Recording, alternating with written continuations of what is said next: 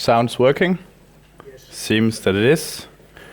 We made it in the end. Welcome to Aarhus School of Architecture.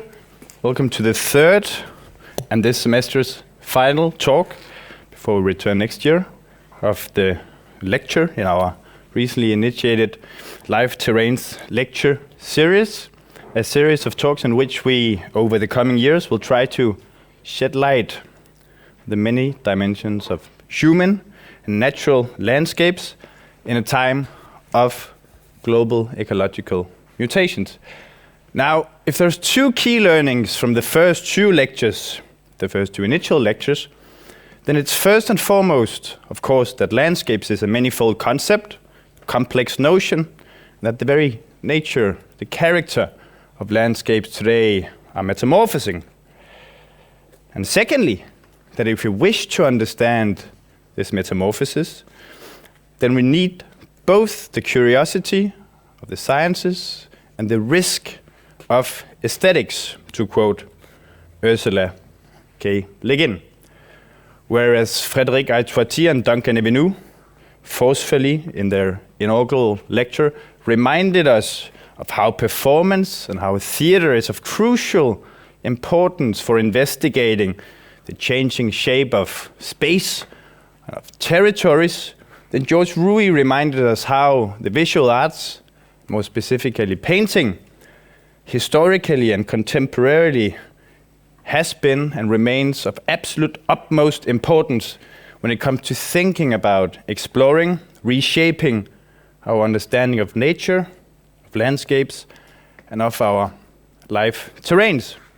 Now, of course, as we've also been established in these lectures, that if art, if artists, if aesthetics is so important, so crucial in the face of the ecological mutation we're facing, it's not least because their work has always dealt with, of course, making us sense and making us feel that which we did not before. Aesthetics, famously, fundamentally, means to render something sensitive, and perhaps even more than an political and economical and a scientific crisis, and the ecological mess that we have landed in is first and foremost to be understood as an aesthetic crisis. That is a crisis in our perception, in our sensibilities, in our modes of representation. This is just one of Emanuele Coccia's many important arguments.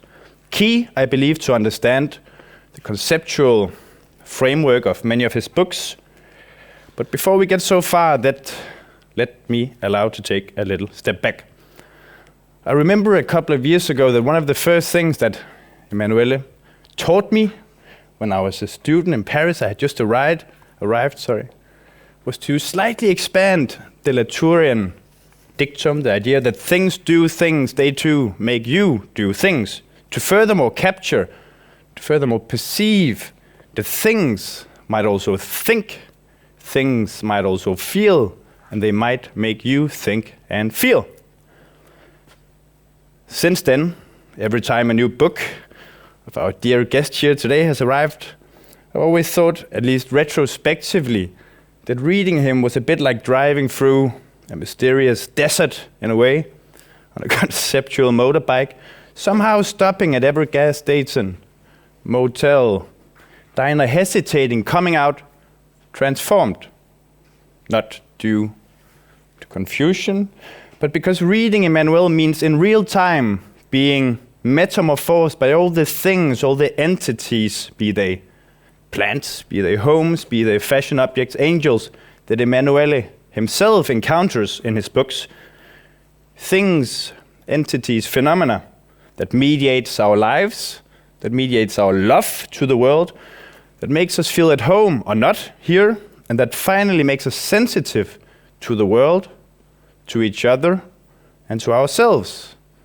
But also entities that are rarely given the philosophical attention, the philosophical perception, or again representation that they deserve. Except, of course, that it is precisely not a desert. Because every time you open one of Emanuele's books, it is a universe of the living, or at least alive or lively things.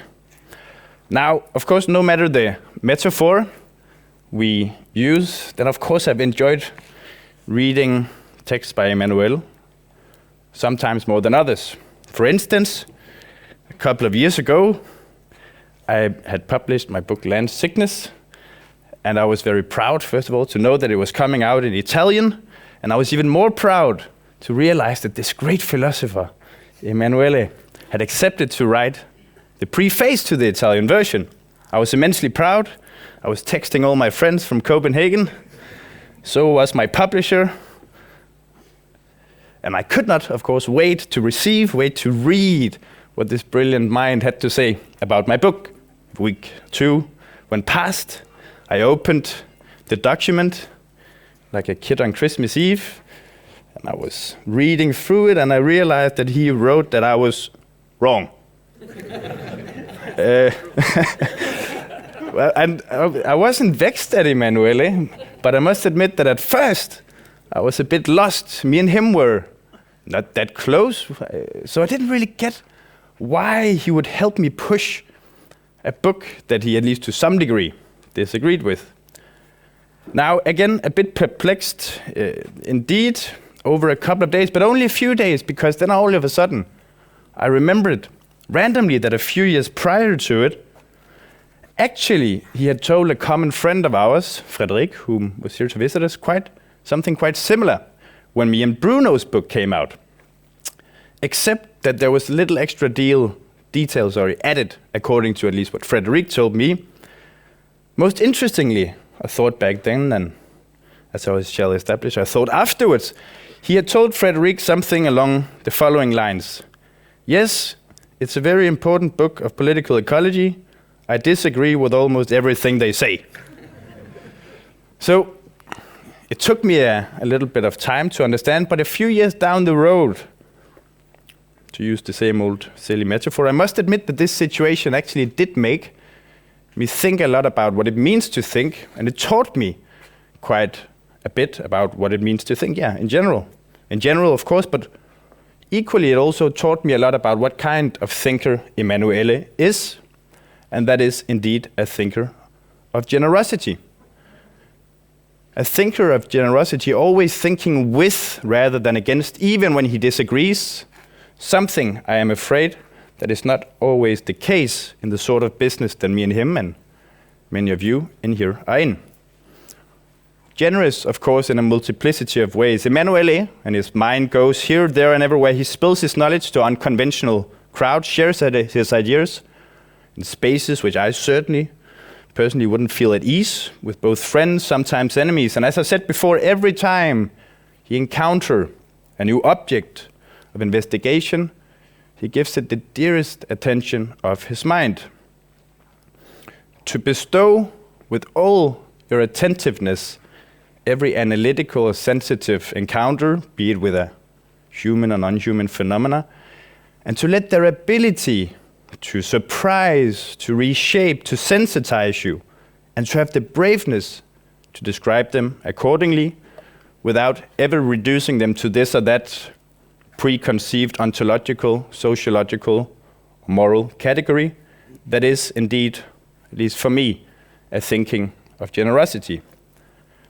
In this sense, Emanuele, as I perceive him, is indeed a disciple in a way, even if a pretty flowery one, of Bruno Latour, enemy of the reductionists, be they Marxist, structuralist, postmodernists, for whom it was all flawed, false, fake, whereas for Bruno, as well as for Emanuele, I believe, all is real, layered, important, and maybe even joyful, and for whom, in any case, we still have so much to learn about the affordances of the things and the phenomena of the world, no matter if we speak about heliotropes, Gucci garments, love, angels, or apartments, or as we shall see today, I believe, urban design.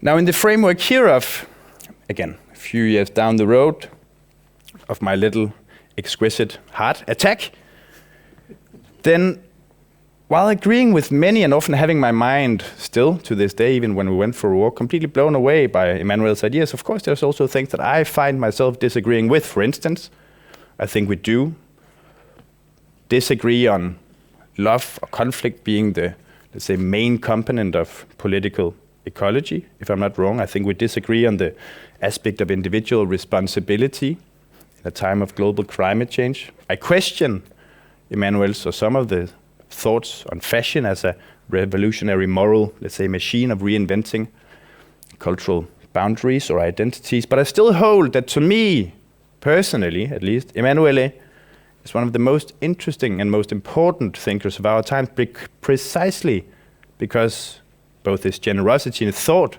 and in topics always make breakthroughs in the discussions, certain preconceived ideas, and always bringing you to the very brink of what you think yourself or not. And if I'm not wrong, that is good ideas. That is what it means to think something good, something that makes other people think. For this reason, when we initiated the Life Terrain series here at the Aarhus School of Architecture, Emanuele was perhaps the person we wanted to invite the most. Again, not only because many of us here know that he has written some of the most important or most influential interventions in ecological thought recent years, but because his hybrid, eclectic, and again generous mode of thinking, beyond what we thought we knew, precisely is what we need in a time where our life terrains, be they again human, be they natural, or the things in between, of course, appear fractured and in need of re-stitching, and where we need, again, indeed, to become resensitized to them. In fact, to return to where we started, Emanuele has been practicing such restitchings of our mode of thought, such restitchings of our mode of sensing for quite a while now. Ever since his first books, he has been trying to rehabilitate sensibilities in its many forms. As already indicated, then his modes of investigation, or his topics of investigation, are many, from fashion to photography, advertising, through design, contemporary art, onward through theology, metaphysics, biology, and famously, of course, the life of plants, all the way to architecture, gardens, and homes. I saw he just spent 25 minutes in the bookshop out there, so there'll probably be something weird new coming out. Crossing through all these fields of interest, as I also indicated already, he thematically tries to develop, would be my idea, a wide-reaching reflection on aesthetics understood in Baumgartner's original sense of the word, of sensitive knowledge. Among his many collaborations, he's continuously been engaging in close dialogue with figures from the world of visual art, design, fashion, such as Philippe Parrino, Alessandro Michele, Saracé, from the world of photography, such as Vivian Sasson and Paolo Roversi, from the world of theater, such as Philippe Ken, and not least from the world of architecture, such as Philippe Ram, Bas Metz, and Jean Gang. Among his most important publications, we find Sensible Life from 2010, Life of Plants from 2015, also translated into Danish, Metamorphosis from 2020, Philosophy of the Home from 2021, and most recently, The Life of Forms from 2024 that he co-authored with creative director of Valentino, again, Alessandro Michele. Today, however, we are lucky enough to have him here to share his thoughts, his ideas on our urban life terrains in a time of global climate change, and how we ought to consider the city as a contemporary museum of nature and laboratory in which we continuously redesign new planetary non-human-human relations, or, to turn back, how we ought to think and do urban design as a practice of interspecies generosity, one with a potential that we're yet to fully appreciate. Again, to repeat myself, I cannot think of a better person to end our first row of lectures here at the Life Terrain series before we return after the summer holiday than with a talk by Emanuele. So, thank you for listening. Welcome to Aarhus School of Architecture. Welcome, and partly goodbye, to Life Terrains. And please help me give a warm welcome to Emanuele Coccia.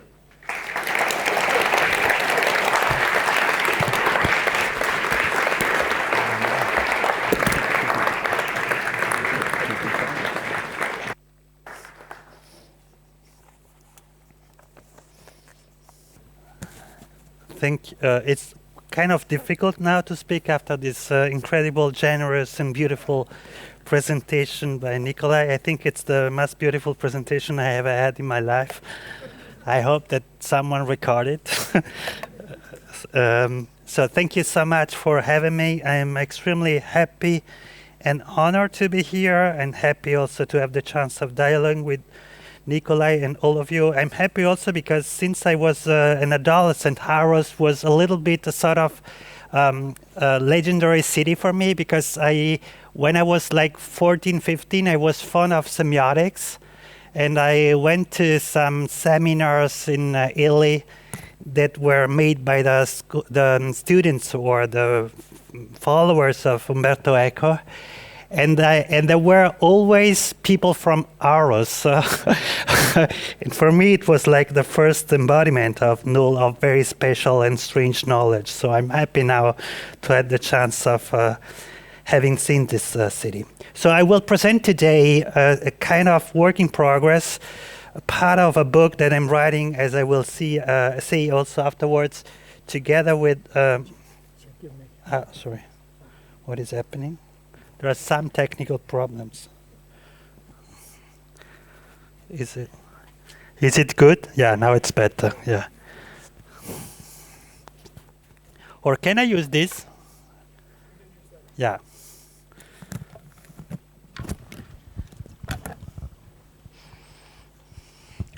Can you hear me? Yeah, it's much better. Yeah. So I will present some work in progress. I'm doing a book, actually. I'm writing together with Ginny Gang, so a Chicago-based architect who did, for instance, the renovation of a Natural History Museum in New York, and with Beatrice Grenier, who is the director of strategic affairs and projects at the Fondation Cartier in Paris. But I will start direct, and then we can discuss. So in July 1974, during the short rainy season, Gilles Clément, the famous French landscape architect and gardener, theorist of the third landscape, arrived at a Pygmy camp on the banks of the Ja River near Zulabut, second, in present-day Cameroon. So the mission he was part of was trying to spot the female of Papilio antimachus butterfly, of which there was only one known specimen kept in Paris and another probably in London. At that time, it was so difficult to follow, like, the presence of course, of specimens, because there was no internet. So the male of this butterfly is very common, but the female, it's considered to among the largest of the African diurnal butterflies. The female lives normally on the tree-tops, and only by pygmies seem to know, and only the pygmies seem to know the larvae. So according to the 20th century ethnography chronicles, the pygmies were at that time among the last nomadic societies on the planet, together with the Bushmen of the Kalahari, the Fulani of the Sahel, and the First Nation of Australia, the Inuit of Arctic, and few other populations. I'm quoting a text, a report by Gilles Clément. They used to settle in one place, build makeshift camps, explore the surrounding area up to a day's work away, and then move on. At that point, the forest regained control of the space, and this is the well-known phenomenon of secondary succession, the same one that generated the richness of the Amazon rainforest millennia ago. So once in the village, after the meal, the group of three scientists, so Gilles and these two collaborators, started to show the photos, the pictures of the butterfly, to ask for information. In response, one member of the group takes out a musical instrument made out of strings, the other a small xylophone, and the most intrepid, says Clément, takes me by the hand and leads us to past the hut, stopping in front of the enclosure. It's a square. The whole body suggests attentive and tense with the greatest concern. Then this is a modern and risky experience, a crazy and bizarre experience, an experience that consigns you to the earth, a garden.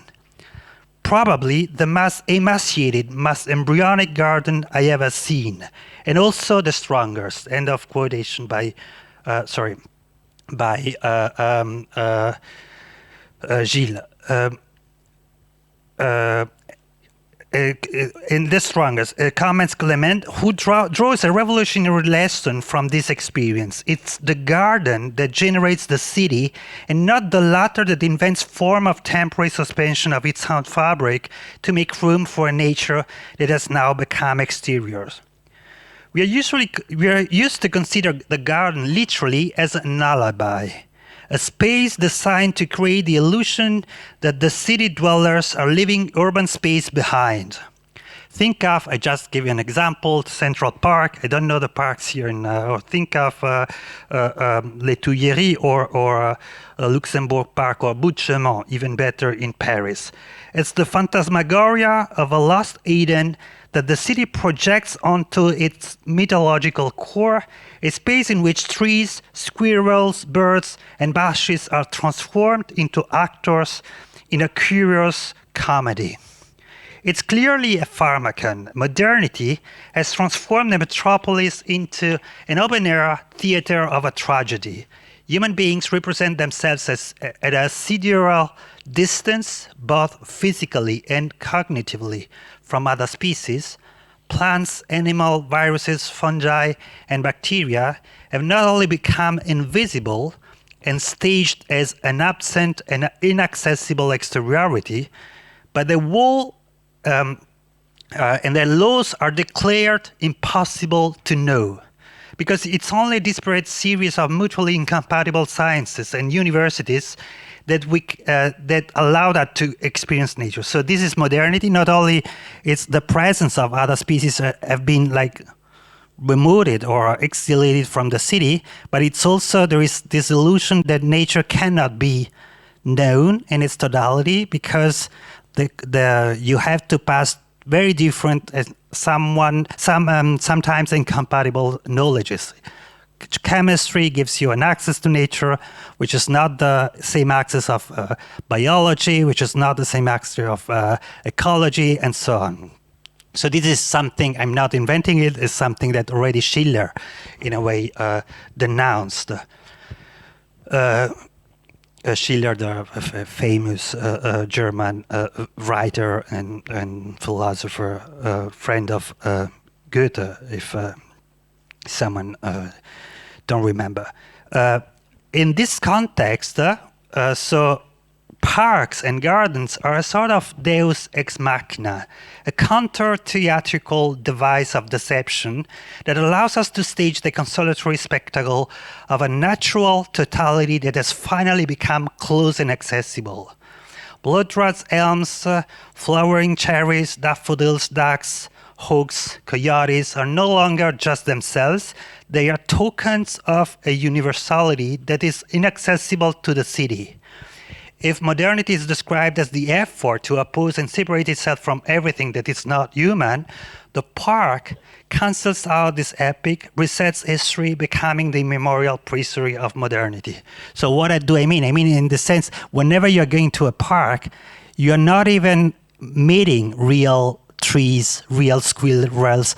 They are like, in a way, actors that they are acting the idea of nature, so that you, whenever you are going to Bout-Chaumont or Central Park, you have the illusion to be outside of the city, whereby you are in the very center of New York, and to finally meet nature, whereby you're just meeting, I mean, a couple of very sad trees and squirrels and so on. So that are nature exactly like you are nature. So that's why parks are theaters from this point of view, and theaters that in a way are putting or giving a show which is exactly the same and the opposite of the show which is like to see within the city.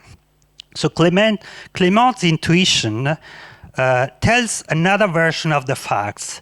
The garden is the perennial beginning of urban modernity, its concept origin. We have forgotten that the human species lived for millennia in hunter-gatherer groups. We collected what we found, we hunted other animals, we would stay in one place for a few days or weeks, but then we would migrate like birds or wolves. Then something happened, actually. Suddenly, They probably didn't even notice it, but something happened. Someone must have become attached to certain plants. Someone realized that being faithful to a relatively large number of trees and shrubs was enough to provide food all year round without having to move. And he had, or she had, or they had to do, all they had to do was to stay close to these plants, to attach themselves to them, to exchange wandering through space, exploring the world for the care of these beings that don't speak, don't move, grow, and change shape constantly. So this is how the first garden was born, a strange act of loyalty and fidelity and love for plant life, and a sacrifice. For the love of plants, human communities stopped being nomadic and domesticated space. Every city, if you think about that, is a form of barbarism in which human beings take themselves for plants and adopt the same relationship with space as trees and other shrubs. So if you love a city, that means that you consider themselves wrongly a plant, so, which is good also. I mean, better to conceive you a plant as, I don't know, a president of a big country. So it's the opposite of what we think. It's gardens that have created cities, not cities that build gardens to suspend their own existence. So the city is a consequence of gardens, and it's with gardens that politics is born.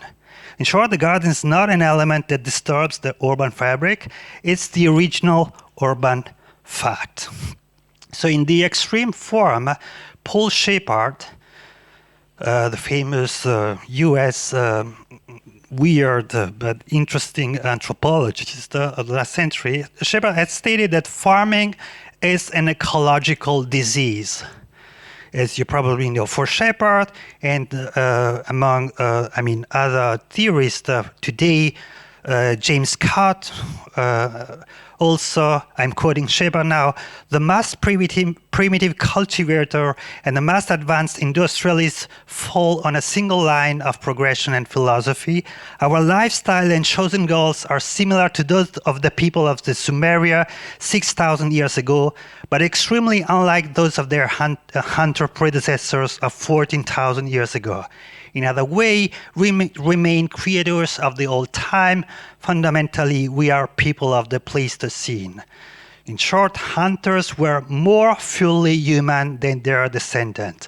End of quote. So there is this idea that it's like coming back again and again, that in a way the adoption of agriculture was the most tragic event in human history, is the beginning of Anthropocene, is the beginning of every form of evil, and that we are hunters, not peasants. Against this position, which is extremely common today in the ecological debate, but extremely reactionary actually, it's necessary instead to affirm that the relationship with this species is not tangentially urban. It's the original urban fact. The interspecific relationship is not the premised, but also the form of all cities. Urbanism is originally a multi-species reality. It coincides with a process of reciprocal domestication in which at least two species choose each other and become each other's home, each other domus.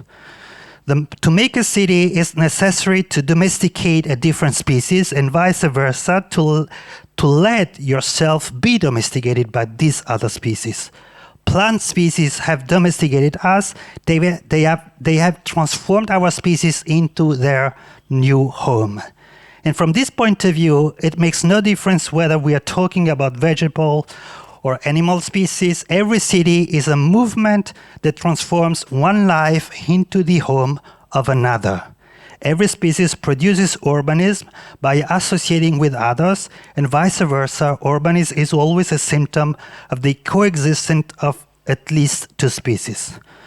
Furthermore, as Sorry, I don't remember to pass to the following slides. Furthermore, the association is essential for the physical sustenance of any urban reality.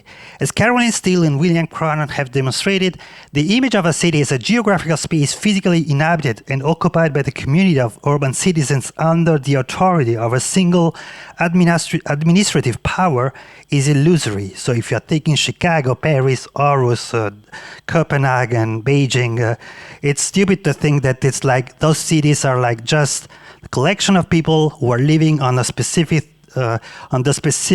piece of land which is under the control of, for instance, in the case of Paris, Anne Hidalgo, because you have to add, if it was the case, then those people will die in 3 days. They need a lot of more space, which is the space occupied by cows, pigs, wheat, apples, trees, and so on, which are integral part of the city. So this is what, firstly, Steele and Cronon remarked. So you have to consider cities as a sort of agricultural and zootechnical community or an agro-zootechnical project that often removes and exiles its potential condition outside of its symbolic boundary. And this evidence should change the very idea of architecture and urban planning.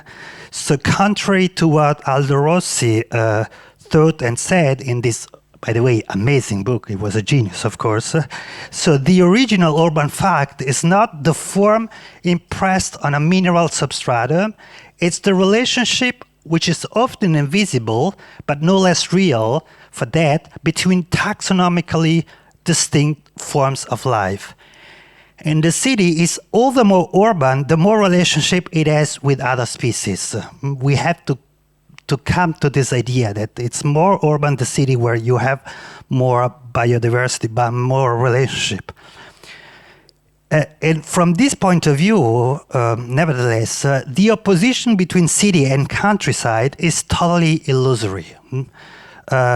The countryside is not the opposite of urbanization, but a reduced and rarefied form of it. The countryside is, in a way, just in order to give you, I had this kind of experience of a knowledge, this idea when I had to spend like 2 years ago, I think, a month in the Amazonian rainforest, and the very first days I was like, oh my God, this is like to be in New Delhi or I don't know, in 3 times New York, because there is a huge amount of living beings, a lot of spiders, a lot of insects, a lot of pumas, whatever, and you cannot control anything, exactly like in a street of, I don't know, New York.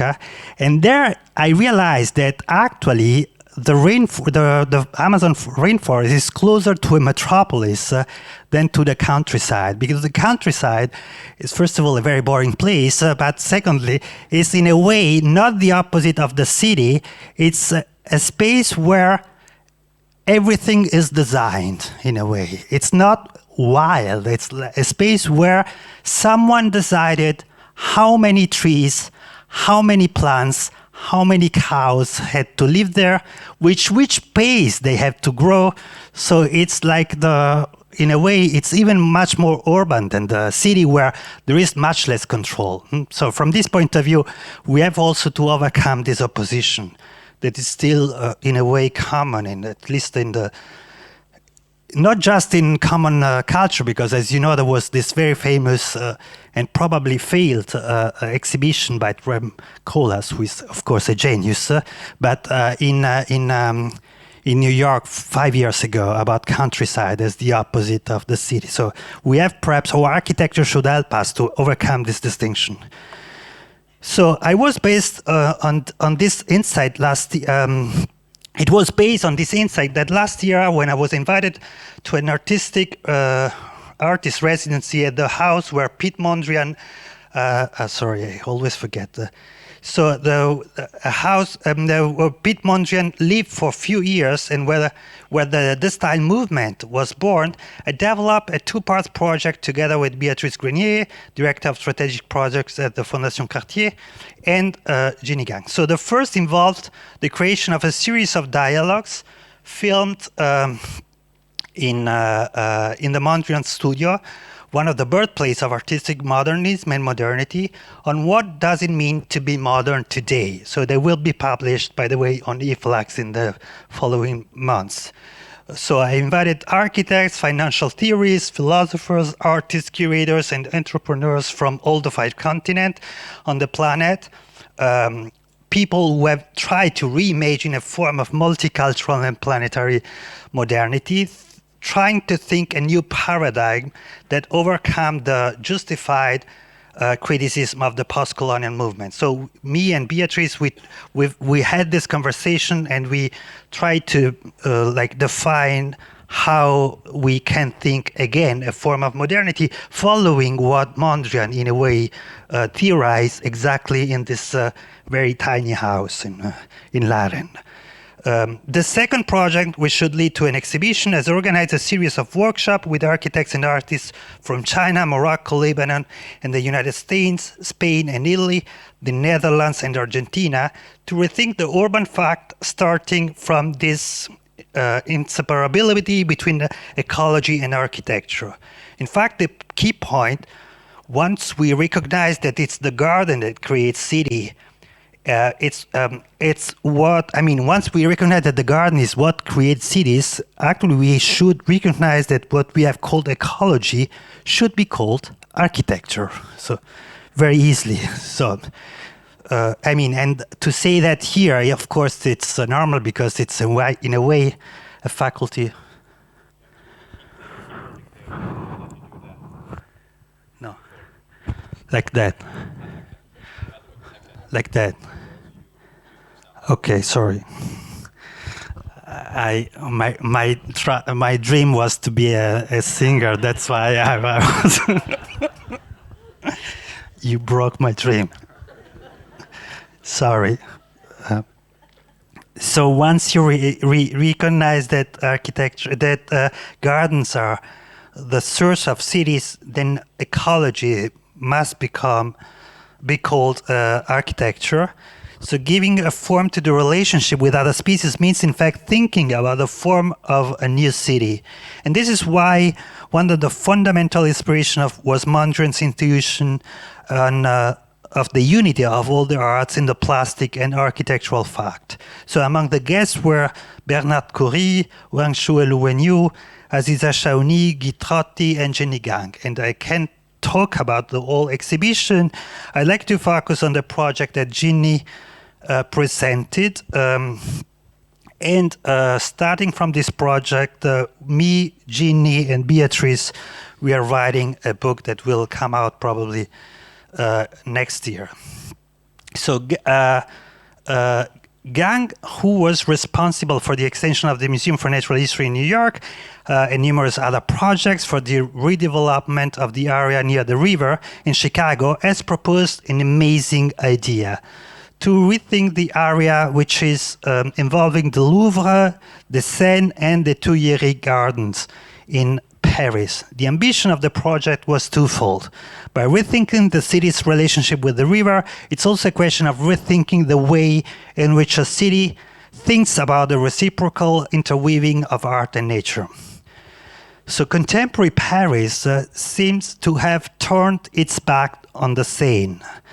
You only need to look at 18th century prints to realize that for centuries the river was an integral part of the daily life. And despite the closure of the case, despite declarations of ecological faith by Hidalgo, by the current administration, I hope that this conference is not recorded now. And so despite of this declaration or claims, the current administration has never looked at the river as an ecological reality. The fallacious intentions of cleaning the water that Anne Hidalgo claimed to realize for the Olympic Games were aimed only at transforming the Seine, the river, into a huge swimming pool, not at all to understand what is the relationship between the city and the river. So in reality, rivers have played a decisive role in the invention of sedentarization techniques and therefore in the invention of cities. The Oxford archaeologist Michael Paul Leadbetter recently proposed a distinctive form of settlement patterns that he baptized amphibious urbanism, characterized by movement and defined by a close creative engagement between people, organic and building materials, and a close engagement with water and wetland spaces. In amphibious cities implies, I'm quoting, raft-dwelling boats, stilt houses in water, either permanently or for regular periods of time, be that daily with tides or seasonally with floods and rains, end of quote. From an architectural point of view, it's associated with non-permanence and flimsy materials often adapted and reused for many different kinds of purposes. It's a model of urbanization considered as a permanent process open to metamorphosis and risk. In a crisis, writes Leadbetter, in a crisis, the community can relocate up or down the river or to the other islands, then regrouping once challenge or danger has passed, be that warfare, floods, changes in availability and natural resources. And of course, it's a model that has been present and is still present all over the globe. I mean, you have example everywhere in Asia, of course, in Mexico, and I mean, in Europe, think of Venice, but also of, the history of Netherlands.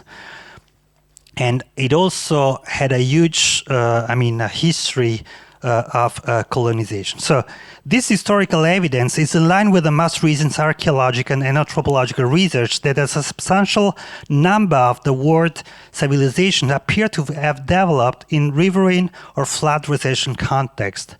Flood recession agriculture potential for high returns per unit of labor may help to explain its presence at the dawn of agriculture. This is an important idea and theory that finally allows us to move away from the prejudices that have inspired reflection on the Asian development model for almost 2 centuries, from Marx notes to Carl August Wittvogel's famous book about Oriental despotism. Rather than using the river model as a highway to forms of despotism, we need to rethink urban riverside association as a new political model to rethink our societies. So the importance of a river as a model of rethinking a city has recently been emphasized by 2 great landscape architects of Indian origins, so Anuradha Mathur and Dilip da Cunha. So the first one, as you probably know, died a couple of years ago. But both, and the latter, Dilip da Cunha, in this amazing book called The Invention of the River, have questioned the ordinary model through which we think of space. He wrote, there is a general acceptance that we inhabit a planetary surface divided into a part that is drained and another part by which it is drained. Maps label the 2 parts land and water.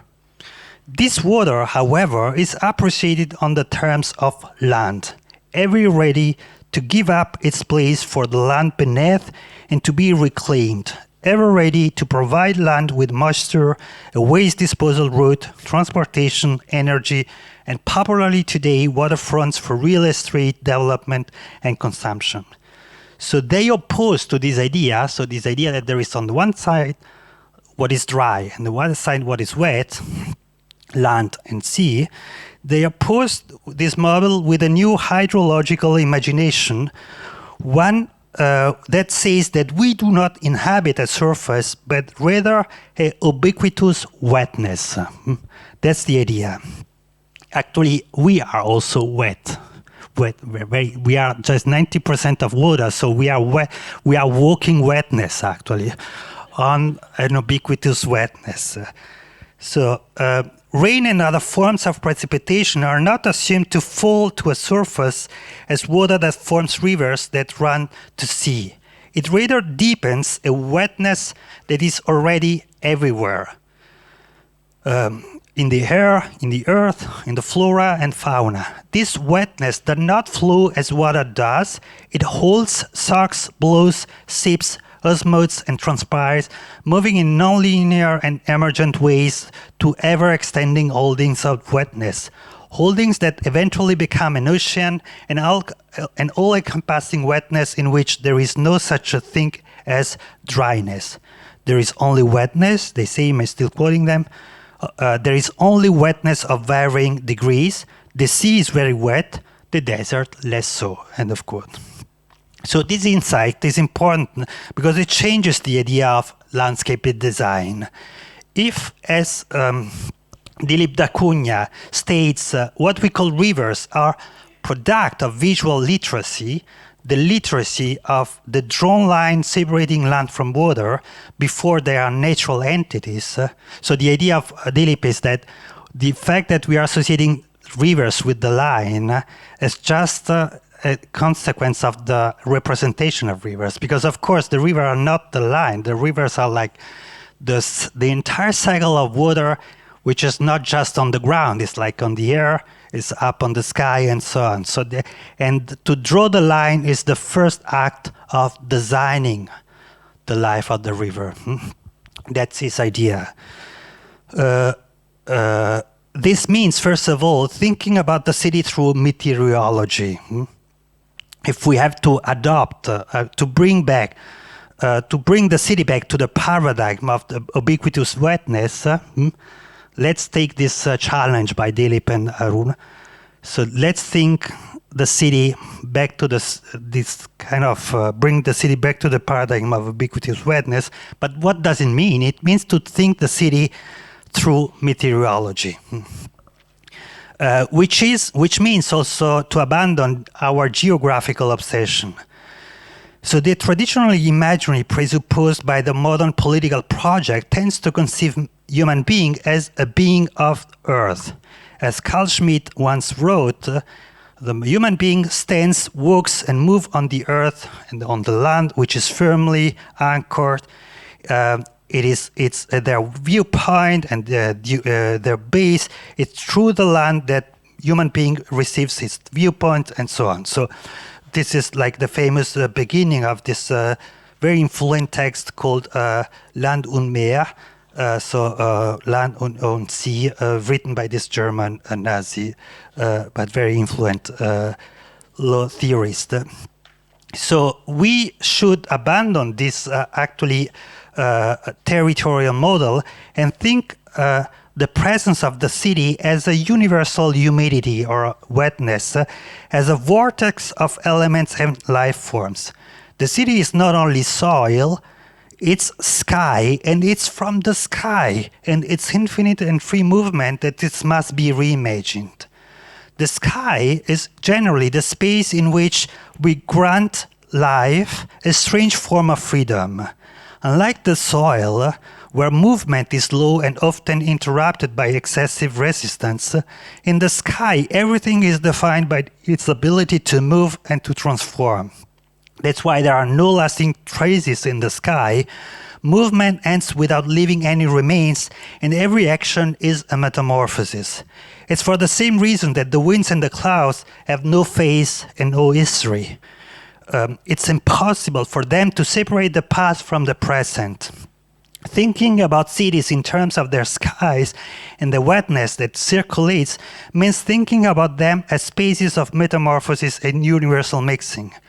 Remembering even today that a large part of urban settlements and therefore gardens are also form of domestication of rivers also means thinking of the city as something that is a flow, a movement that always comes from elsewhere and is destined for elsewhere. So we don't have time, but it's basically with the same model that also inspires the work of a great Chinese landscape architect, Yu Zhan, and it's with this idea of a sponge city. And now it's working on another idea, which is the idea of a sponge planet, which is even more interesting. So it's from this starting point that Ginny Gang has reimagined the relationship between river, garden, and museum, as I show here. So in the space of the classical paradigm of architecture is expressed, the space is divided up in such a way that not only do art, nature, and river occupy portions of reality impermeable to each other, but within themselves their life is ordered through geometry.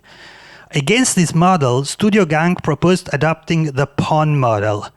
Anna Naumann and François-Alphonse Forel had already shown a century and a half ago how the pond is an association of species defined by an ephemeral and unstable character, and by the fact that it's an association open to any chemical and ecological transformation.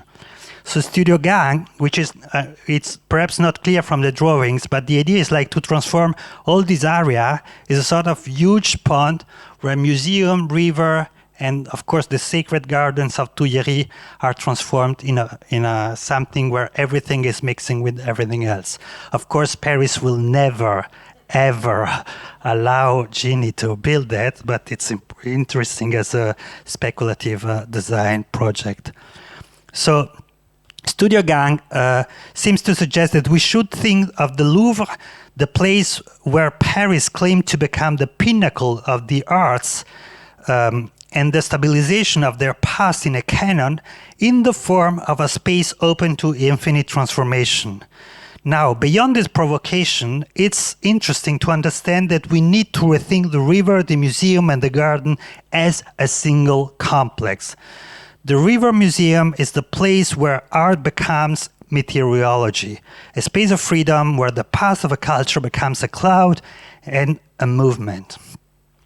The patrimony becomes an infinitely malleable body from a semantic and physical point of view, because it's museums and only in museums that even the consistency of patrimony, of heritage, it's called upon and defines a mobile and non-Euclidean geometry. Now, if it wants to become a cloud, does the museum also have to transform itself into a garden? Now, what about the? Because I tried to show you that we can think together rivers and museums, but what about museums and gardens? First of all, there is a reason. We stated at the beginning, not only it can break down the scenic division between city and nature, but it can truly grasp and exhibit the force and the gesture that each time generates a city. By becoming a garden, the museum itself becomes the origin of the city and not only its future. This transformation of a museum into a garden was in fact theorized by one of the greatest urban theorists of the last century, Patrick Geddes. Before Kevin Lynch and his theory on the need for cities to become imaginable, so before the idea of image of the cities by Lynch, actually Geddes often speaks in his writings of museums as the place where the city becomes an index of themselves. A very beautiful idea. It's like mostly unpublished or notes, but very, very interesting idea. So the museum is the index of the city. For this reason, he doesn't hesitate to state, that the Paris exhibition in 1900 surpassed even the Louvre at its best, and even in parts of its own business, that is the fitting display of antiquities. So in an unpublished text dating back to 1902, Geddes calls this metaphysical movement in which a city and museum coincide in a space more similar to a garden than a real building, the index museum. So there is a fragment where I speak a bit about this object that he never realized, but it's a very interesting speculative project. In Geddes' words, the Index Museum is a sort of immense encyclopedia graphica in which all culture and all human and non-human reality coexist in the same space. It's not just a portion of the ground, but coincides with all the media that host images of reality. At that time, the main medium was paper, and this is why Geddes theorized the unity of libraries and museums. It may seem paradoxical to suggest, I'm quoting him, that a museum may be thought out on paper without specimen at all. But after all, does not everyone accustomed to plans work out his buildings to scale and measurement on paper without touching either stick or stone? And of course, and we could say the same today with this kind of medium. That museum is both a building and a digital space without any interruption. But this space, both physical and immaterial, is capable of representing and summarizing the totality of reality. Our index museum, he writes, must at once express the outer world in its concreteness, yet the inner third world in its abstractness too. It's on the one side a miniature of the exhibition and yet also a materialized presentment of the classification of arts and sciences. End of quote. Precisely because it tends to embrace the totality of human and non-human life, the Index Museum has a relationship of asymptotic coincidence with the natural geographical space. And it's precisely in this coincidence that Geddes argues that every museum is not the preservation of the past, but a laboratory for the invention of the future, human and non-human. For Geddes, the Index Museum, I'm quoting him again, is a museum of which the cause is no longer the preservation of a variety of special collections, each artificially isolated from the living world of nature, but the presentment of nature herself in her most characteristic aspects and region. A museum not primarily of geology, botany, natural history, anthropology, and so on, yet the whole of this within the living unity of nature, scene by scene, in short, a museum of geography, which is a very paradoxical way of thinking that museum and geography are coinciding. And of course, from a certain point of view, this reciprocal dissolution of gardens and museums is something that has progressively emerged in Western reflection on gardens. Thus, William Chalmers, in his extremely influential treatise of 1772, could affirm the superiority of the art of gardening over other disciplines. He says, the production of other arts, in fact, have their separate classes of admirers who alone appreciate them or attribute great value to them. They are indifferent to the rest of the world. Sometimes they find them disgusting. And this happens, he says, because in architecture and painting, and in fact in most all other arts, human beings must learn before they can admire. Their pleasure is in proportion to their judgment, and it's only by knowing a great deal that they can be very much delighted. Not so with the garden. Gardening is of a different nature. Its domain in general, its effects on the human mind are certain and invariable, without any previous information, without being taught. All human beings are delighted by the lush landscape of summer and depressed by the gloomy aspect of eternal prospect. Those are the words of someone who was living in the UK, of course. The charm of cultivation is equally felt by the ignorant and the learned, and they are equally disgusted by the coarseness of neglected nature. So the idea is that gardening is the most socially and culturally universal form of art, also in terms of reception. And this is like something that has been growing in the last, let's say, decades. It is as if only by becoming a garden, art could become universal, go everywhere, reach every consciousness. Conversely, the garden, rather than being the evidence of a human transformation of the human life, seems to be the place where the universal becomes landscape, the form of space and not just an abstract concept. One could say that the space of the garden is this universality made sensible. It's in this sense a universality born it's in this sense a universality born out of the joint reorganization and metamorphosis of space and time. This was actually the intuition of the aforementioned Gilles Clément. So I'm finishing, just I'm coming back to the beginning, to Gilles again. So the idea of Clément is very simple but very beautiful. So he considers each garden as a speculative and practical recombination of the Earth's space. Clément had called this ability of gardens to recombine the planet with an expression coined by the fathers of German ecology called theoretical continent. So to describe this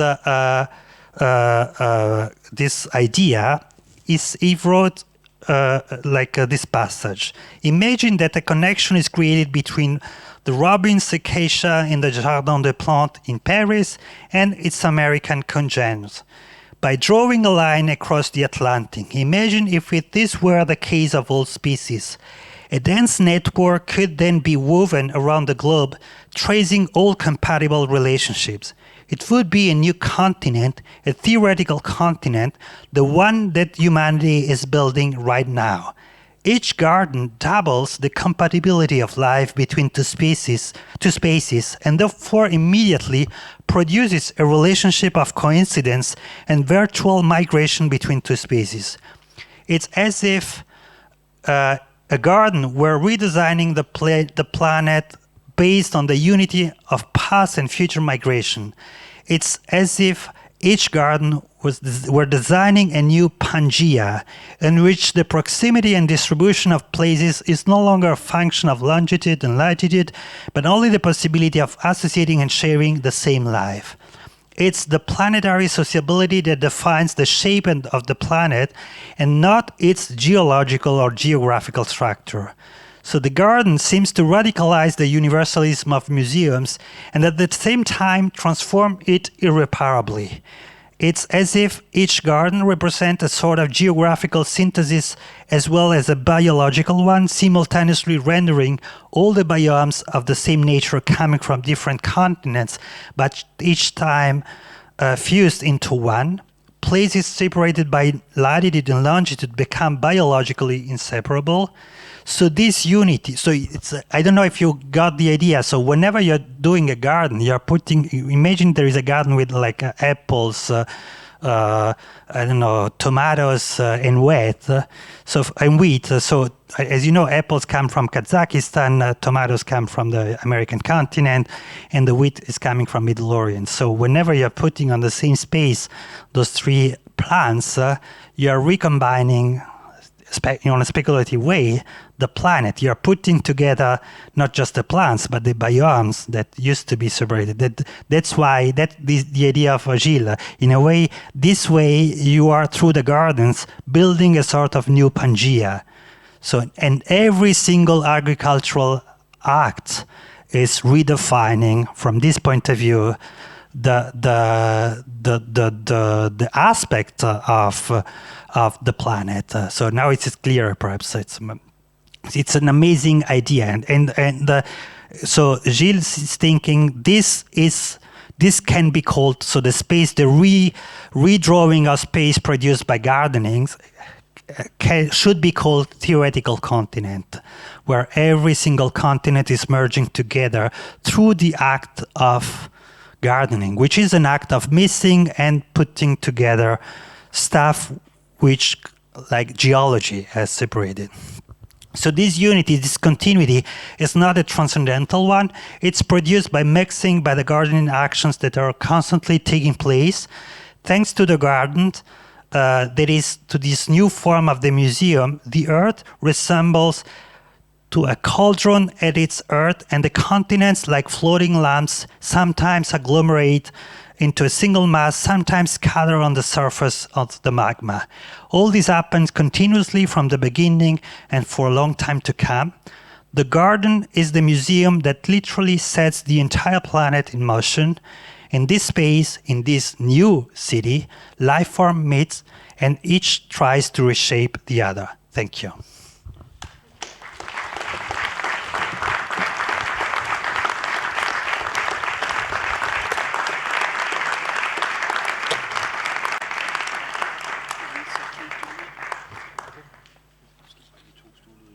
Do you want to sit for the conversation? Yeah. Been standing. No. Thank you.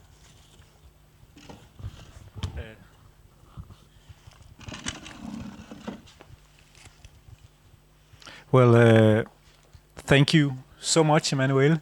It was very brilliant input, also in many of the discussions that are going on in Denmark and in architecture at this institution.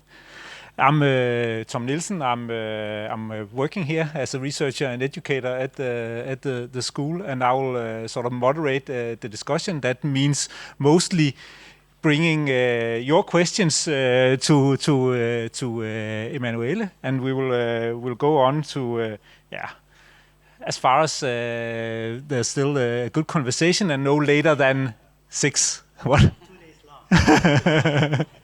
My wife is picking me up 6 o'clock, so I'll leave, and then you can stay. Yeah, that's so think of comments or questions. There's a lot of interesting stuff popping up in my head. Sort of and the idea of thinking the city from the garden, etc., is in a way radical. Many architects and planners in Denmark right now and other places in the world, but at least in the Danish discussion, they worry about climate change, environmental impact of the humans, and they worry about sort of how to confine the city, the humans in dense cities, leaving the countryside, the nature outside alone, maybe not untouched by humans, but at least that we are not inhabiting it. So it's a big discussion in many sort of ecological sustainability discussions. What would you say to them about their worries? That they are wrong. No, I'm joking. No, it's a huge debate. Not just here in Denmark. It's like a planetary debate about how to face climate change and how to face it. And of course, there is a huge amount of people, not just architects, but also ecologists, parties, militants, who think that the best solution would be to, in a way, to deepen the contradiction or the distinction, spatial distinction between the human life and the rest of life, which is, by the way, also the source of the idea of forest. As you know, the word forest comes from the Latin word for outside, because the idea is like you put everything which is not human outside of the cities. So I think it's a very dangerous idea, exactly like the idea of wilderness is a dangerous idea. I don't know if you probably, because it's an architectural school, I think everybody has read this very famous essay that William Cronon, so the U.S. historian of environmental historian, he published in the beginning of the 19th an anthology of text. And the first text was his text, which was like, I don't remember the exact title, but it was like a criticism to the concept of wilderness and wild spaces and wild parks. He shows in this article that wilderness is a theological concept that comes from so wild spaces were the space where in the Bible so people used to meet, have divine experiences. People, the spaces where there were a lot of wild animals of dangers, and they become afterwards, after the starting from the 19th century, the spaces where the human being can meet not like God, the Christian God, but the divine transfiguration of nature. So the sort of sublime embodiment of this idea of transcendence, and it shows also that it's clearly a mythology of the urban Western citizen, which is like in a way trying to heal the problem of the bad thought urbanization through this kind of projection, romantic projection of pure nature. It shows that this idea is clearly colonial, because it's thinking of us that the space outside the city is not people, by other human beings, whereby, especially in the States, those countries where those lands were like inhabited by other population and so on. It shows that it's a very macho and sexist idea. So it's all. So it's really a destruction of. But beyond this kind of deconstruction of the concept of wild spaces and wilderness, I think it's important that what is at stake is not, we are not there in order to save the planet. The planet will be okay with or without us. The question is, how can we assure that we can live on this planet? That's why the problem is not the survival of the other species. The problem is, how can we find a good association with all the other species, and how can we give to this association a proper form? That's why I really mean that the problem is an architectural one and not an ecological one. We are not speaking about the saving ecosystems. We are speaking about how to mix our life within other ecosystems. And we also have to, another argument, sorry, I have a lot of arguments against this these guys, but another argument is that we have proven now that the Amazonian rainforest, I suppose you know, contained in the past a huge amount of urban settlements. So in a way, first of all, it's amazing, this kind of discoveries, because it shows that in a way the rainforest, the Amazonian rainforest, is still a city, is a city without one part of its citizens, which are the human beings. But it's still a huge, amazing city, a huge metropolis. But more seriously, it shows that actually the presence of human beings is not necessarily negative. We know, we human beings, and the history of humanity shows that the presence of humanity improved or multiply the biodiversity. Of course, we cannot just apply the same old kind of formulas, but we have to invent forms of cohabitation. And that's why cities should play a very, very important role. And we have to think of this problem within the matrix of urbanism and urban theory, and not leave those problems to like wild ecologists. So it's not it's not a critique. It's just that we need to stay there, and we need to. I give you another image so that it's easier to think. I mean, in a way, what we call now Anthropocene is not. The Anthropocene is defined normally as the movement or the historical phenomenon that brought human being to leave traces everywhere. So we enter in every single ecosystem of the world.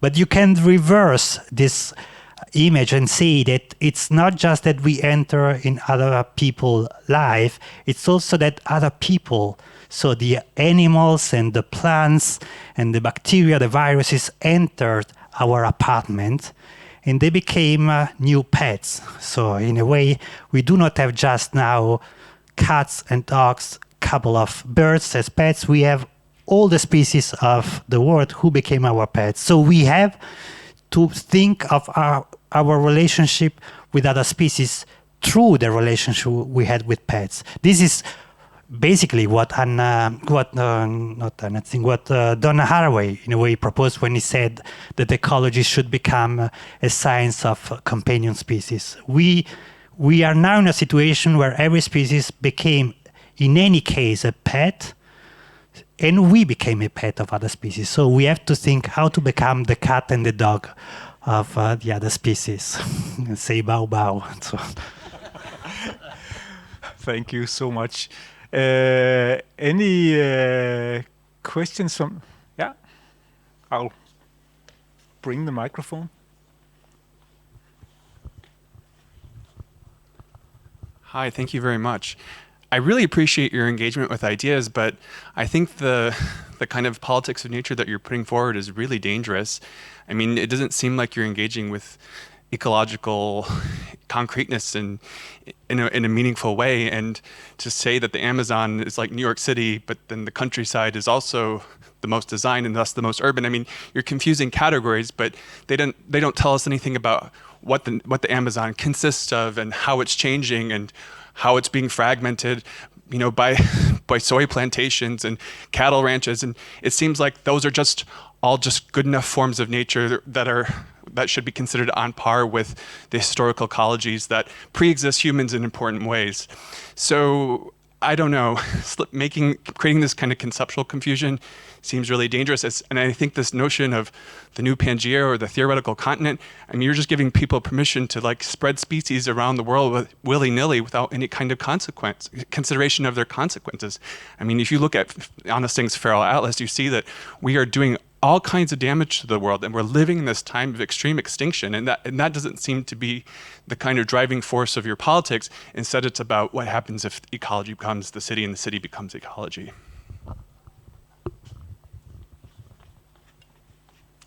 I'm running. So thank you. As Nikolaj said, I love when people disagree. So thank you so much. So first, but you put forward a lot of different questions. Let's start from the point about I'm justifying that we spread a lot of different species, and the question of invasive species. First of all, just in order to justify myself, I don't want to speak here about my personal engagement. We are in an architectural faculty. We are not in a church.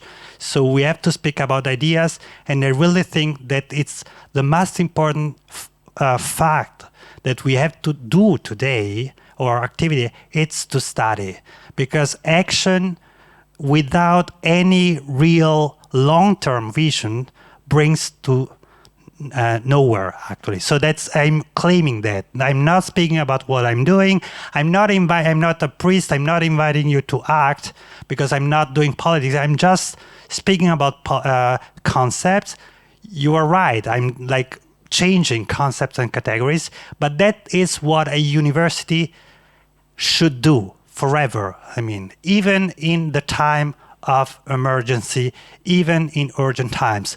Otherwise, it becomes something else. Not a university, it becomes a party section or a church, but universities should keep being universities. So this is just an attitude that I have.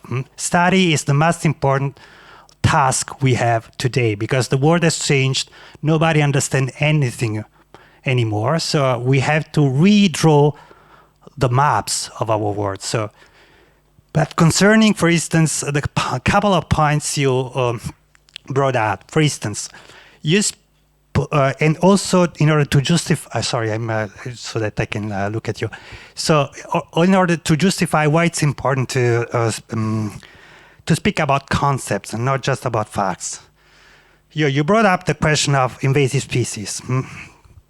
So first of all, just on a practical basis, you know that among invasive species, you had to count apples, wheat, potatoes, tomatoes. So you have to reset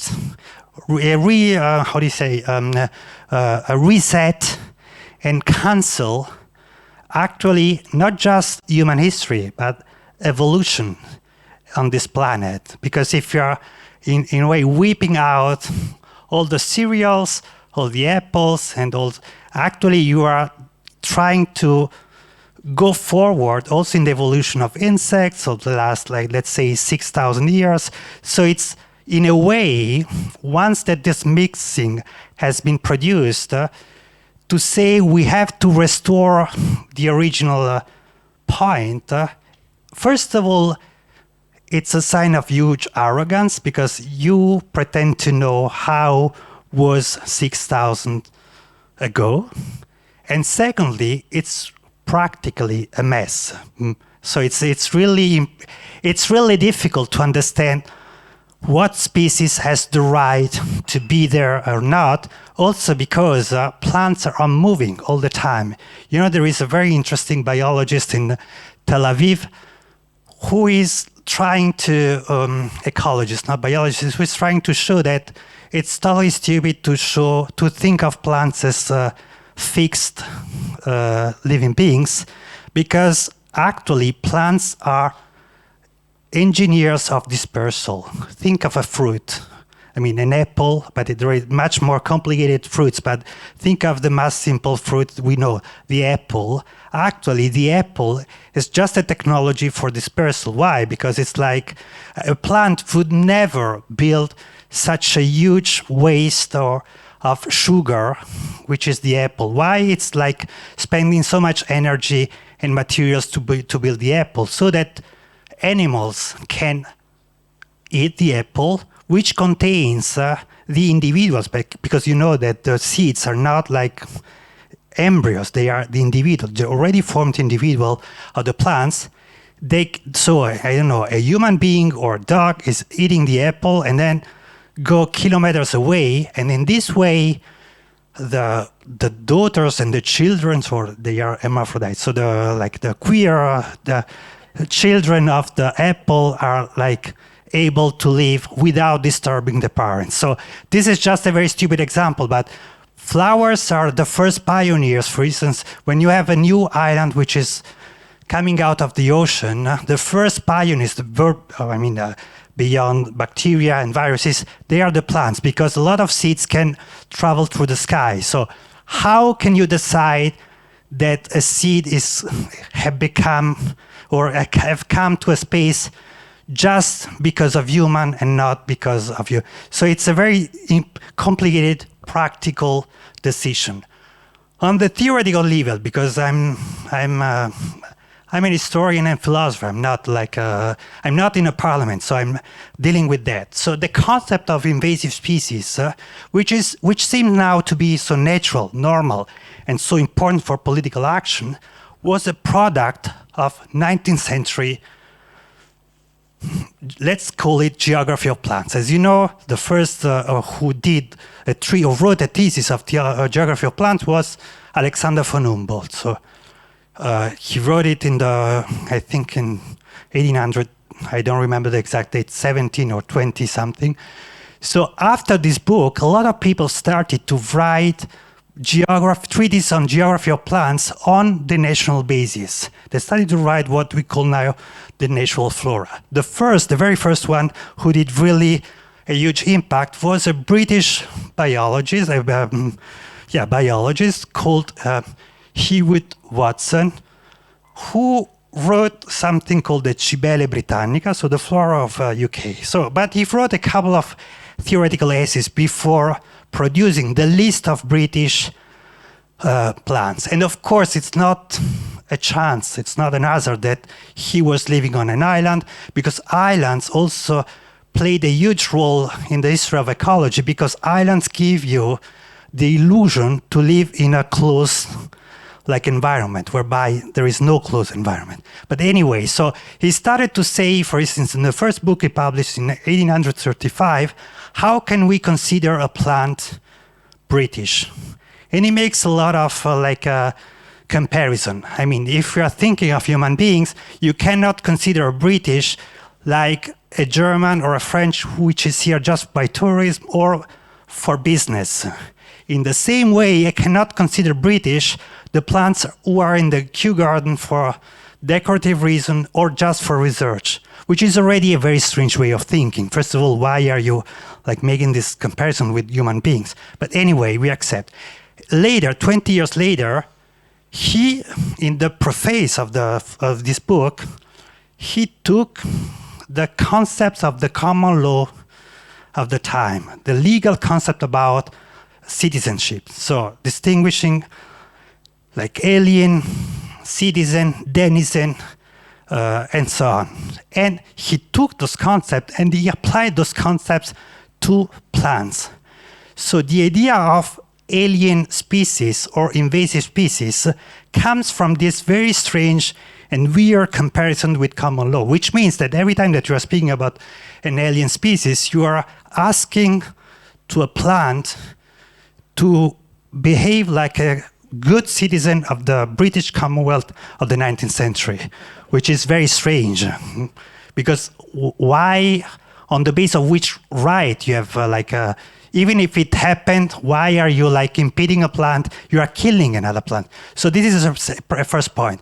The second story, the second anecdote of the story is that invasive species ecology didn't exist as a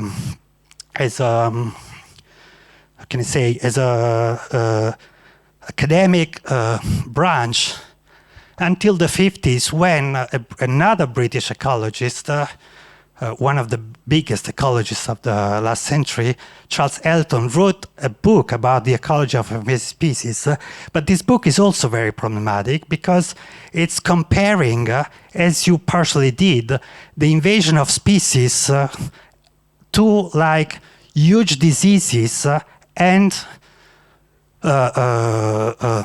atomic bombs explosions, wars and so on. So, it's this book that caused this also rage in the science, in the activists and militants against alien species. It's not like evidences. That's why I'm telling this story. Of course, there are cases where it's clear how to act, but it's not always the case. So, sorry?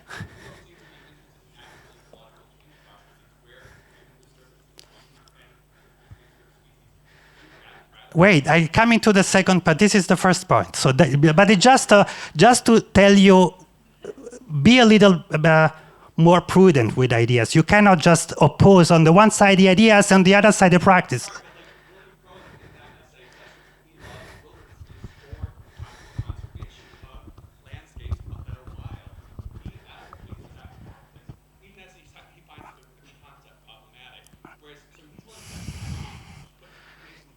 Can I?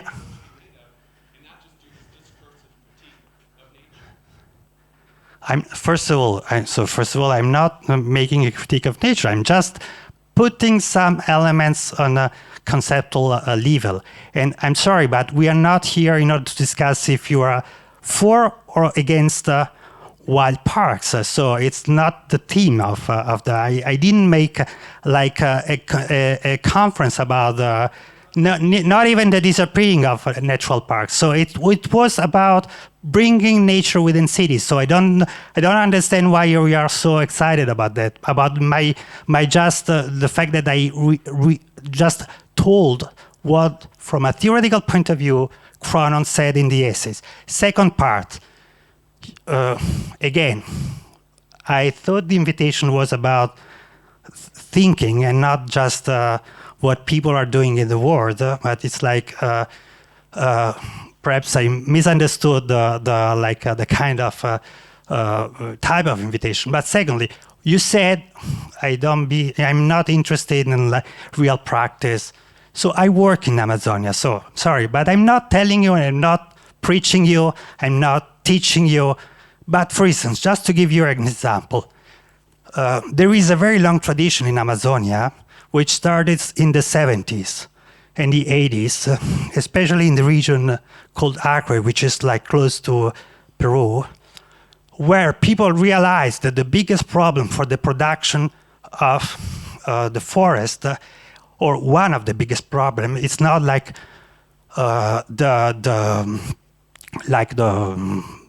multinational companies, it's the people who are already living in Amazonia, especially the people who were brought there in the 19th century because of the production of rubber and nuts.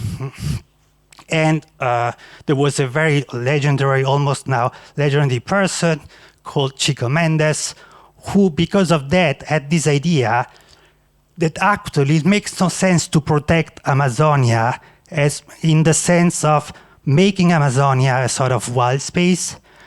First of all, because Amazonia was always inhabited by people, and in the case of Acre, which is inhabited not just by indigenous population, but also by what Brazil call today traditional population, which are people who are not indigenous, but they are not just modern.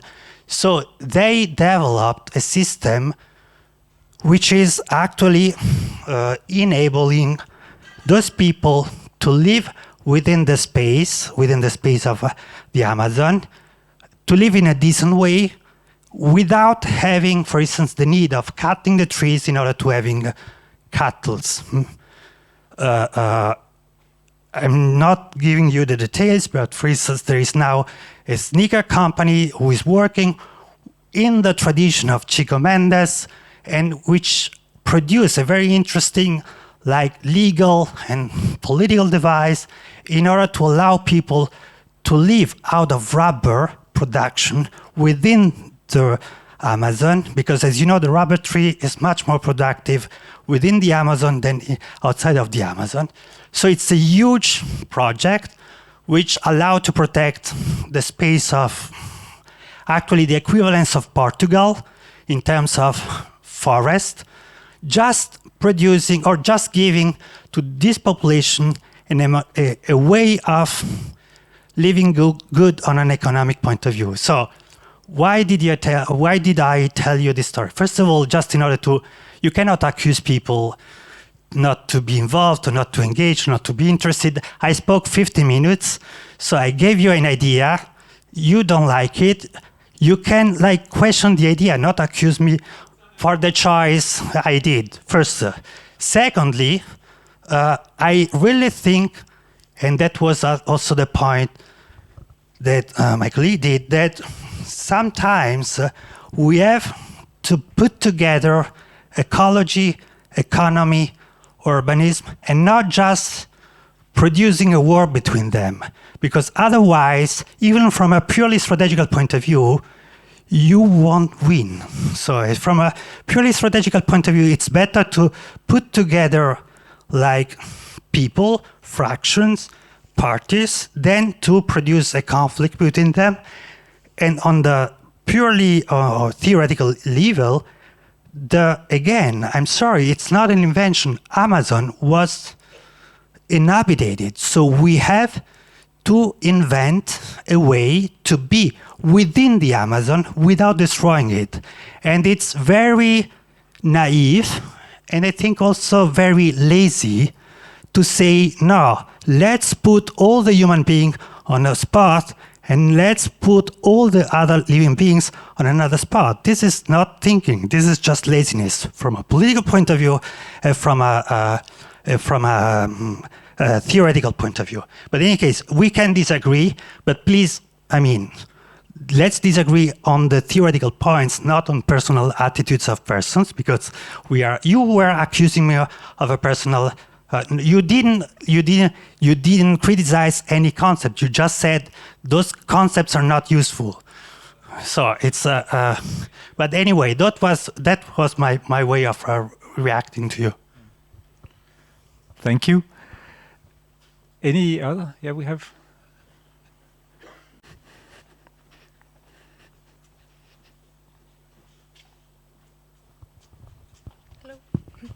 Hello. Thank you. Thanks very much for a fascinating talk. I'm sure there's lots to think with. I wanted to generously think with you with this concept of the garden. And I'm thinking of gardens and of the violences that happen in gardens. And I'm thinking particularly with the geographer Franklin Ginn, who has written about attachment and detachment when it comes to gardening. And he's specifically talking about slugs. He doesn't want slugs eating all the lovely plants, and so he's killing the slugs. And these are violent places, and they're quite exclusive places. So we saw that in COVID. Not everyone had a garden, not everyone had access to gardens. And gardens are only fit for certain species, and as problematic as the species concept is, we can get back to that. So yeah, I'd just love to hear what you think about the violence that is a part of gardening and gardens, and the types of species that are allowed to be in gardens, and whether that's useful for architects to think with, considering cities, pigeons, those lovely spikes that we see on the top of lots of lovely buildings, so the pigeons don't shit all over them. Is that useful to think with when we need to be finding new ways to live with other species? Thank you. Sorry? Not instead of, just to think of gardens as a way of living with more than human others generously. You use domestication as a way of thinking about this. But I'm not, is gardening the best way to think of city development and design?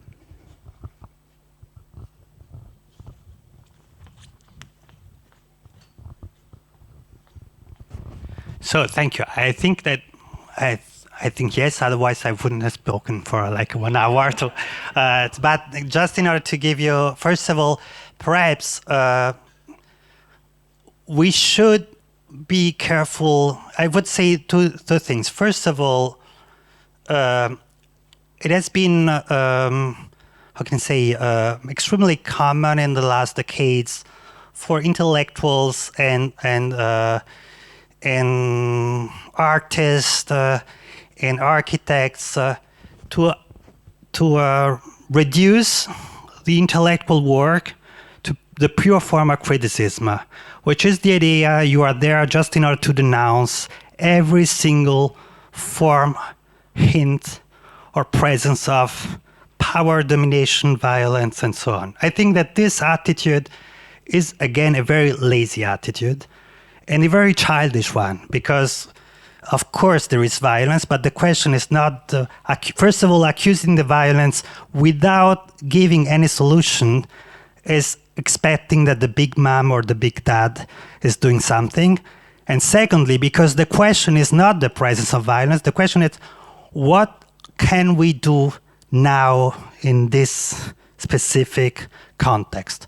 So this in general. So just in order to be more precise, if you are saying that gardens are violent, then you should stop eating, because also, I mean, also when you are eating, you are violent because you are killing other life forms. Why should we consider much, how can I say, more sinful the fact that you are killing an insect in order to eat I don't know, a tomato, than to kill the plant of wheat you are using in order to make bread? So let's pay attention again. I'm sorry, but you are, when we are here in a space of thinking, we have to be precise. To say just that there is violence means to have said nothing.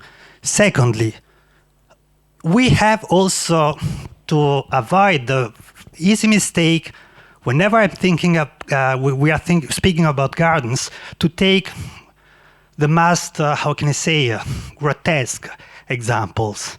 I mean, and also criticize at the very beginning of my talk the I don't know, Central Park, which is praised everywhere in faculties of the world as the most amazing or the beginning of landscape architecture. In fact, it was because he, as you know, the architect who did the Central Park was the inventor of the word landscape architecture.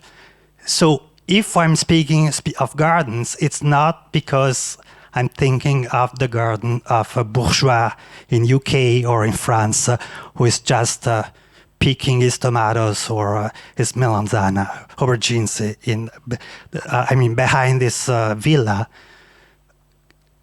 There are already gardens which are totally different and which are very good examples in order to think what I propose to think. I give you an example.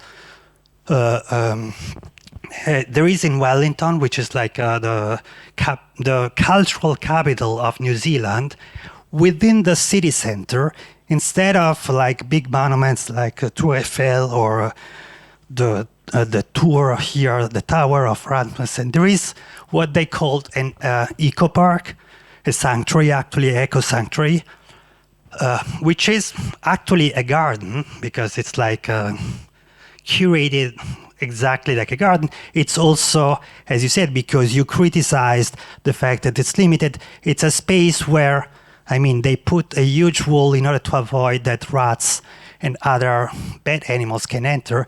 But this space, which is open to the population of the city, actually contains the most impressive selection of endemic species of New Zealand.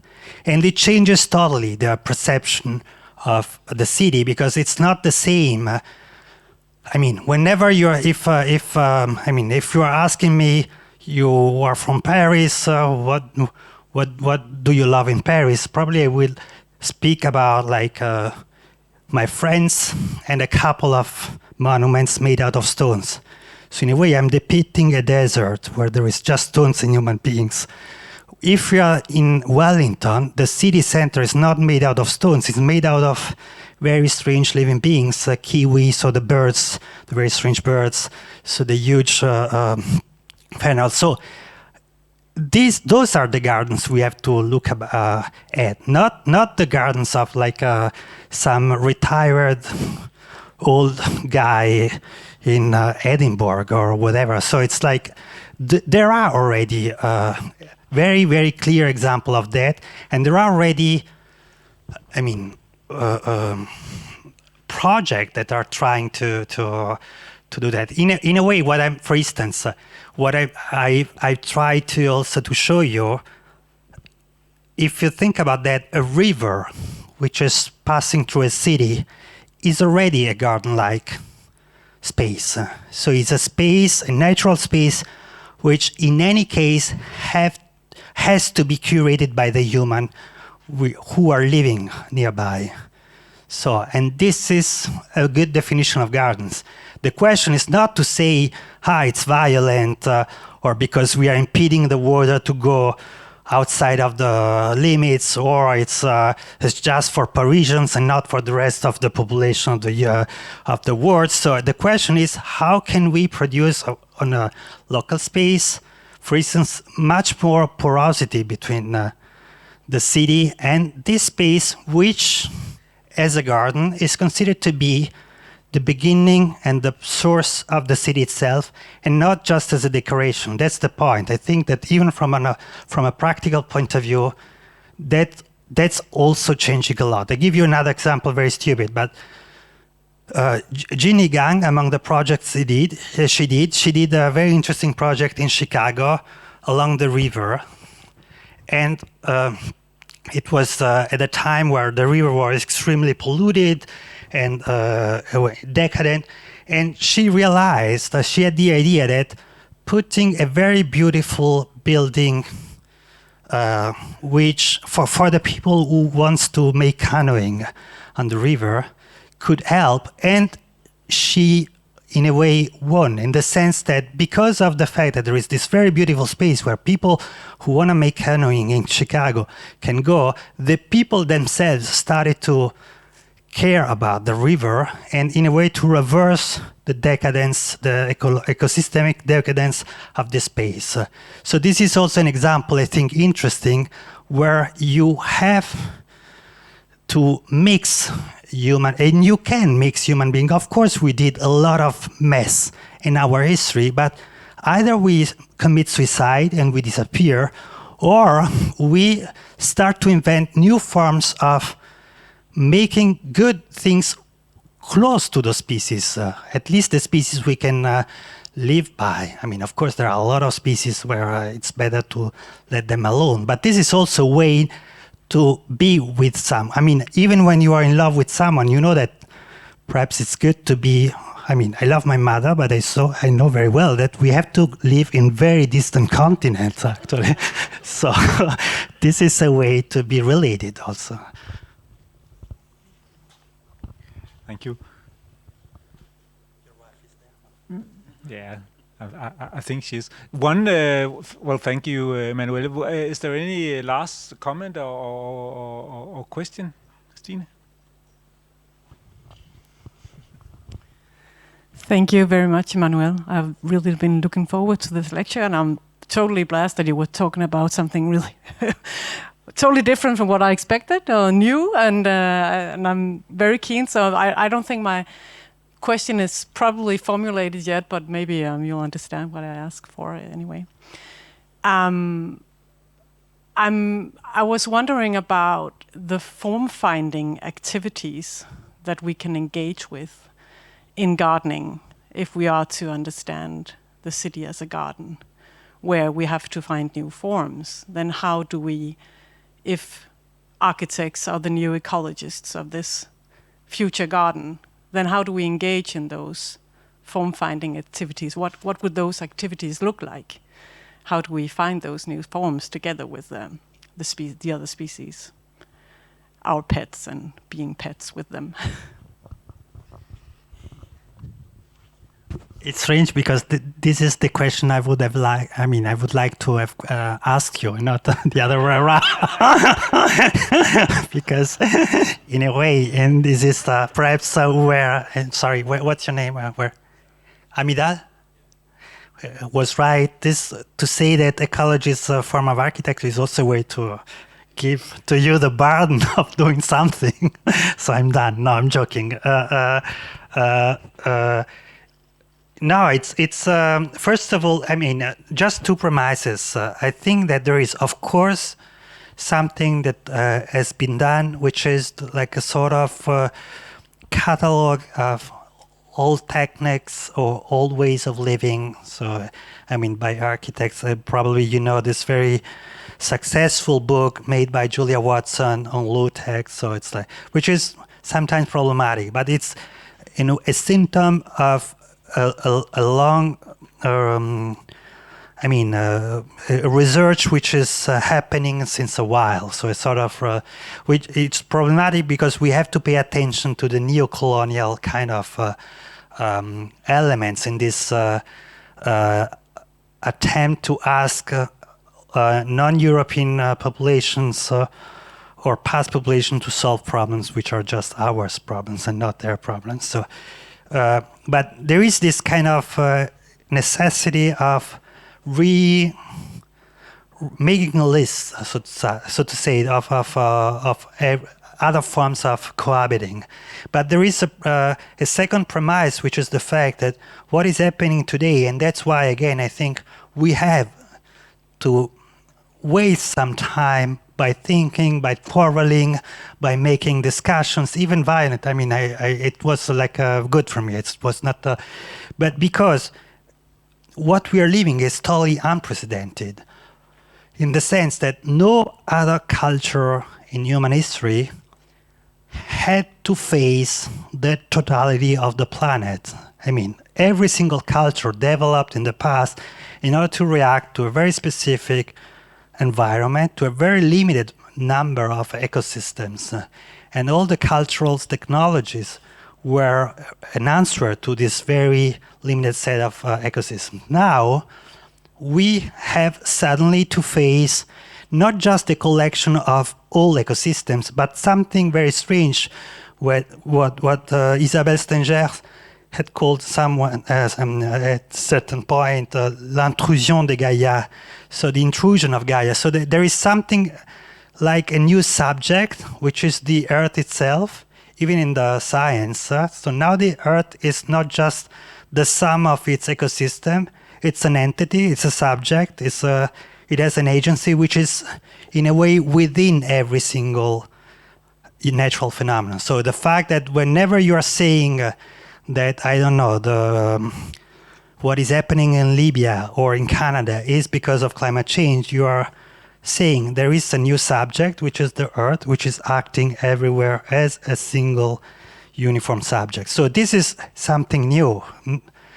And we cannot trust just what we got from the past. We have to invent new elements. Also, another problem, so I don't have a solution, I just have problems, because philosophy is just the fact that you love problems, not solutions.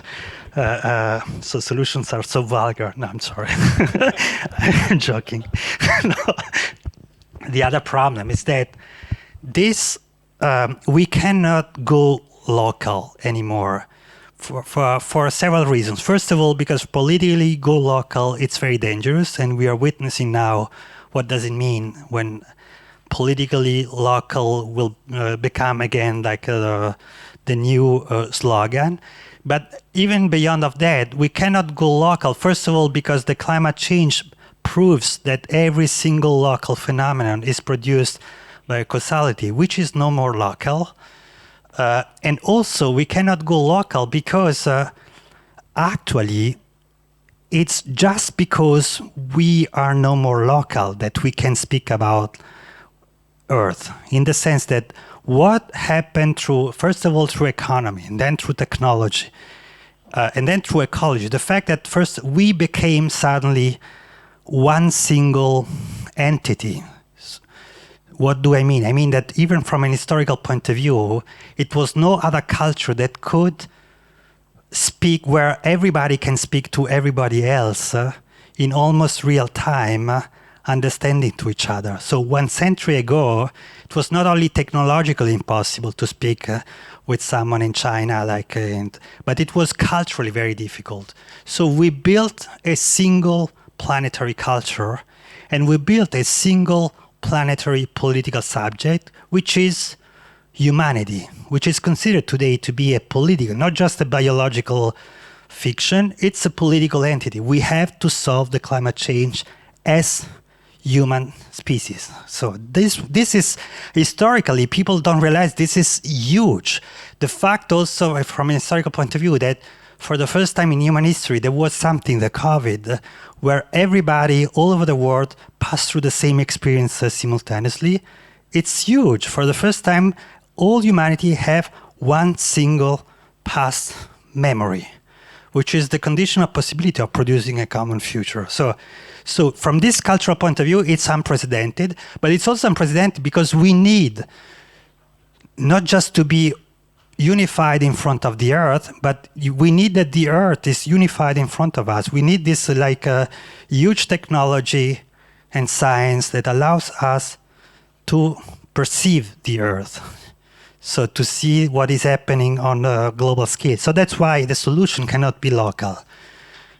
That's why it's so difficult for you. I mean, no, I do not have a solution or recipes. I mean, but what I think, I'm sorry, we will disagree again, but I don't think that the solution can be or not a real solution. It could be a good escape, but it cannot be the solution to think of people living again like in wood or timber structure in the wood. So this is just a very, very old romantic idea. Also from, also because of another point of view. That's why cities are important. I'm concluding because I see that.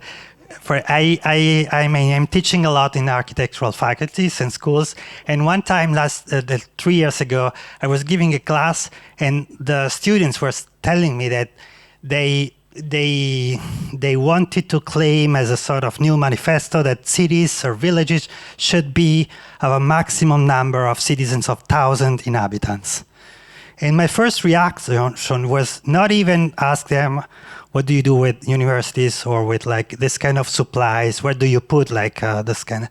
But my first reaction was, what about homosexuality? Because in a village of 1,000 people, everybody knows who is fucking with who, and sexual freedom becomes totally impossible. So there is also something which is for us extremely important, which is the amount of democratic freedom that modern cities have produced, we cannot renounce to. So that's why your task, not just my task, is so difficult. But I would say, sorry, it was not an answer, but it was a way to problematize this answer, so this question. So.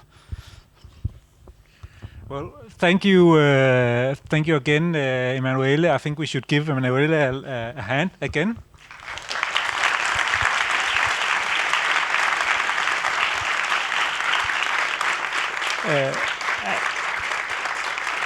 And thank you for coming and being a part of this thinking process. I think, Emanuele, you really helped us being a university and a school of architecture in thinking and imagining, and thank you for touching on stuff that we really work on what to do, how to imagine new gardens or new cities. So I think that was a huge help for us. So thank you very much.